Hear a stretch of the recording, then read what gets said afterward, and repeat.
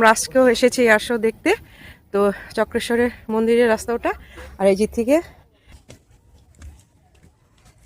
তো কালকে তো এসেছিলাম চক্রেশ্বর, আজকে আমরা এসেছি চক্রেশ্বরে এয়ার শো দেখবো। আজকে হচ্ছে লাস্ট। তো কালকে এসেছিলাম, তো একজন ভদ্রমহিলা বললেন যেখানে মন্দির আছে, ভৈরবী মন্দির। তো আজকে আমরা সেখানে এসেছি। এই চক্রেশ্বর মন্দিরে ক্রস করে আরও ভিতরে আসবে, এসে সিঁড়ির রাস্তা বাঁদিকে পড়বে। যখন আমরা উঠে যাচ্ছি, এই যে এসব জায়গায় থাকলে 2 দিনে টেনশন দূর হয়ে যাবে, হ্যাঁ, প্রেশার ডাউন হয়ে যাবে, নর্মাল হয়ে যাবে। এত সুন্দর প্রকৃতির মাঝে। এই যে আমরা চলে এসেছি আশ্রমে, মানে মন্দির, ভৈরবী মাতার মন্দির এখানে অনেকটা উপরে। এই যে মন্দির, ও আচ্ছা আচ্ছা, হ্যাঁ হ্যাঁ হ্যাঁ, এই যে গোশালা, এটা হচ্ছে মার সমাধি। হ্যাঁ, মার সমাধি, মা শ্রী শ্রী মা সদানন্দময়ী গিরি ওনার সমাধি। হ্যাঁ,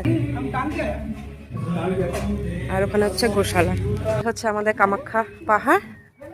এই যে গোশালা, ওই যে ওরা কিন্তু ছাত্র, আমি জিজ্ঞাসা করতে বললো কত কি জানি পড়া, বেদ, সংস্কৃত, গীতা এসব পড়ানো হয় ক্লাস 2 থেকে ক্লাস 12 না, ক্লাস 6 से ক্লাস 12 तक না পড়াতে হ্যাঁ।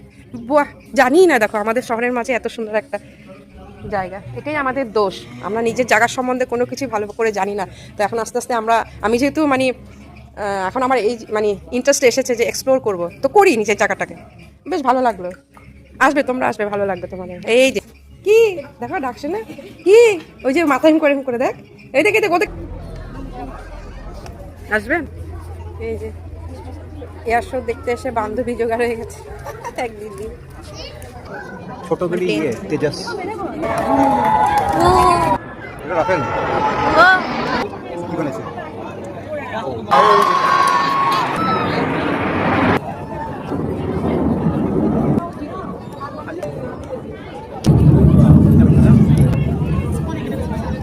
হ্যাঁ, আবার বইবেন বানাইছে ও না হার্ড।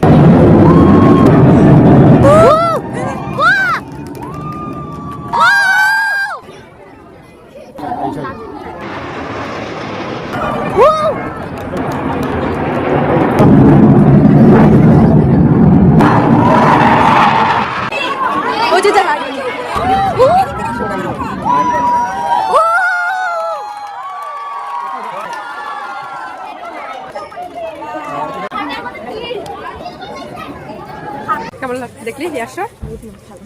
একদম অন্যরকম এক্সপিরিয়েন্স না? ফার্স্ট টাইম নাই না, শেষ হয়ে গেছে। না শেষ